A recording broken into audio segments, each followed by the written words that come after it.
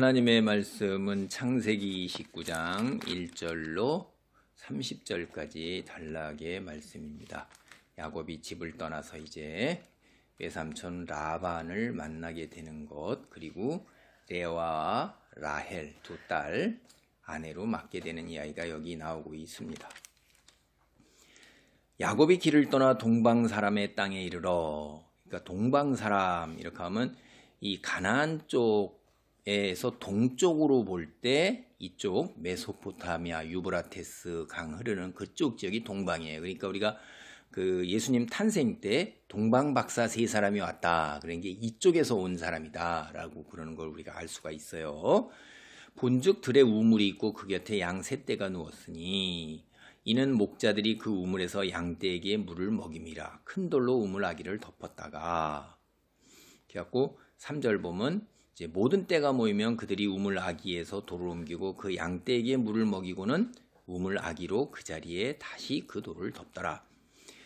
이제 이쪽 지방에는 중간에 이제 하란 지역이나 이런 데 같은 데는 유브라테스 강이 흐르기 때문에 굉장히 비옥한 지역이죠. 근데 강이 흐르지 않는 지역에서 이 가나안 쪽으로 올 때는 건조기후예요. 그래서 농사를 짓지 못하고 풀이 자라는데, 풀이 이제 초원처럼 자라는 게 아니라 드문드문 자라기 때문에 그 풀을 찾아서 양떼를 옮겨 가지고 다니고 들의 짐승으로부터 보호를 하고 다시 그 양떼에게 물을 먹이기 위해서는 물이 있는 곳, 우물을 찾아와야 되는 거예요.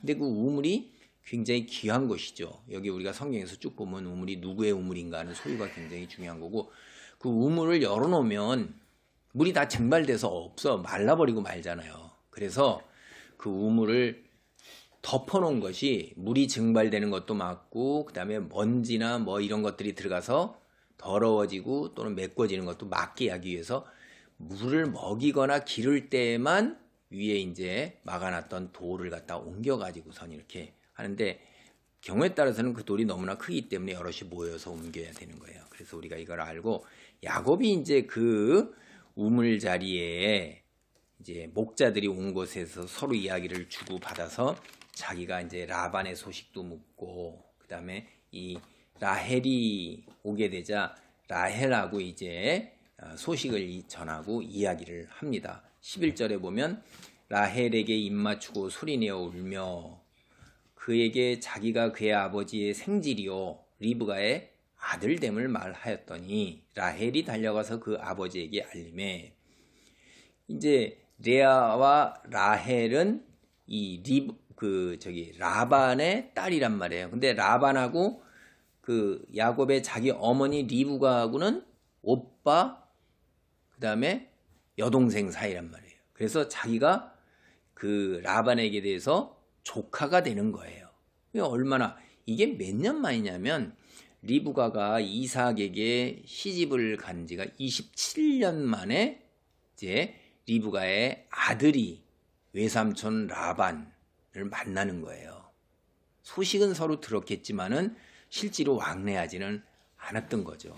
길이라는 게 이렇게 오고 가는 게 쉬운 일이 아니었기 때문에 큰 마음을 먹고 이렇게 집에 있지 못함으로 인해서 떠나게 될 형편이나 되었을 때 이렇게 길을 떠나는, 그 고대의 세계의 길을 떠나서 이렇게 먼 길을 간다는 게 그런 정도의 큰 사건 속에서 이루어지는 거구나라는 걸 우리가 알 수가 있어요. 이런 대가를 왜 치르게 됐어요? 이건 자기가 지은 죄의 대가예요. 이게 야곱이 속이는 자잖아요, 이름이.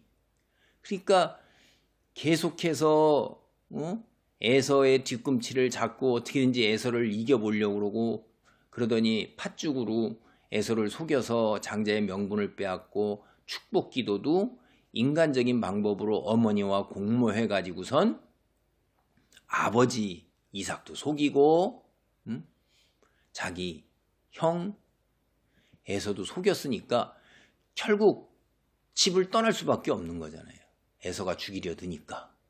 그러니까 이게 자기 죄의 대가, 죄의 그 값을 치르면서 살아야 되는 게 이 인생이에요, 이게. 그래서 집을 이제 떠날 수밖에 없었고, 떠나가지고선 여기 와서 어떻게 됩니까, 이게 이제. 여기 보면 15절에 보면 라반이 야곱에 이르기를 내가 비록 내 생질이나 어찌 그저 내 일을 하겠느냐, 내 품삯을 어떻게 할지 내게 말하라. 그렇죠. 아무리 조카와 외삼촌 사이라 할지라도 그저 공짜로 일을 해줄 수는 없는 거죠. 왜냐하면 야곱도 자기가 살아야 되잖아요. 이 고대 전통에 의하면 당대 사흘 동안은 대접을 해요, 나그네를. 그리고 이제 4일째 되는 날 온 일이 무엇냐. 그러니까 사흘은 그냥 대접하는 거죠. 그리고 4일째 내가 날 찾아온 목적이나 그 일을 이루어야 되는 거예요. 그러고 나면 그 다음에는 떠나가든지 노동을 제공하고 서로 품삯을 정해서 일을 하든지 간에 하는 게 이게 고대 전통이었어요. 이게 이제 이렇게 라반이 야곱에게 말하는 건 그 고대 당대의 전통 사회 관습을 따라서 얘기를 하는 거예요.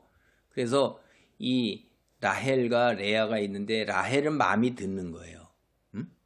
그러니까 이제 작은 딸 라헬을 위해서 7년을 섬기리다. 그러니까 7년 동안 일하면 이제 장가 들여 보내주셔서 이렇게 된 건데, 그렇게 했는데 여기에 보면 딸 라헬을 위해서 7년을 섬겼는데 누구를 줬어요? 레아를 줬잖아요. 레아를. 그러니까 25절에 보면 야곱이 아침에 보니 레아라 라반에게 이르되 외삼촌이 어찌하여 내게 이같이 행하셨나이까? 내가 라헬을 위하여 외삼촌을 섬기지 아니하나이까? 외삼촌이 나를 속이시면 어찌 됨이니까? 자기도 똑같이 속임을 당하는 거예요. 그 자기가 한 거 아니에요.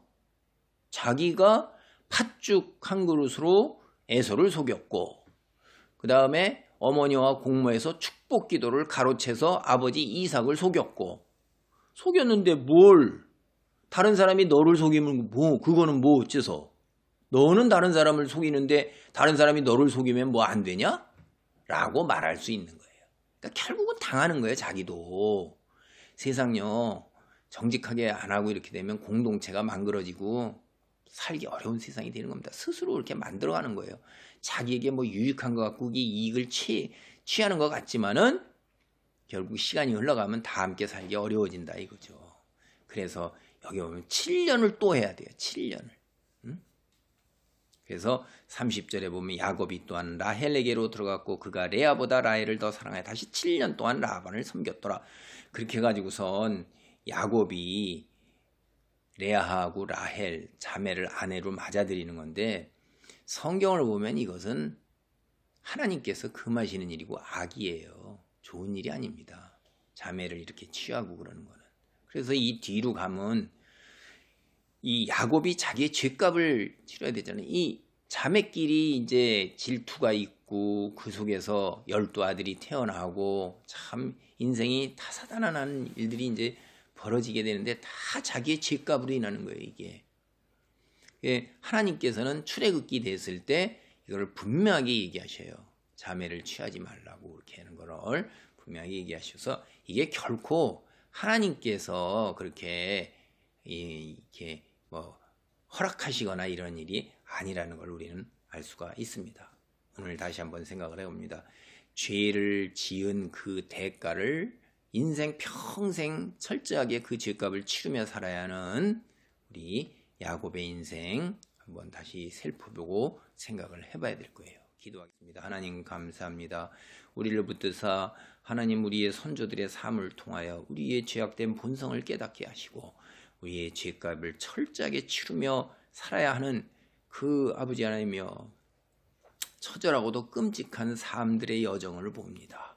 죄악을 멀리하며 두려운 마음으로 거룩한 삶의 자리와 주어진 삶의 처소를 하나님의 백성으로 잘 지켜나갈 수 있도록 주여 성령이 함께 하시고 말씀의 권능으로 우리를 덮으소서. 어둠의 세력들이 함정과 올무로 우리를 넘어뜨리고자 할 때 주께서 지키시고 보호하여 주옵소서. 예수님의 이름으로 기도하옵나이다. 아멘.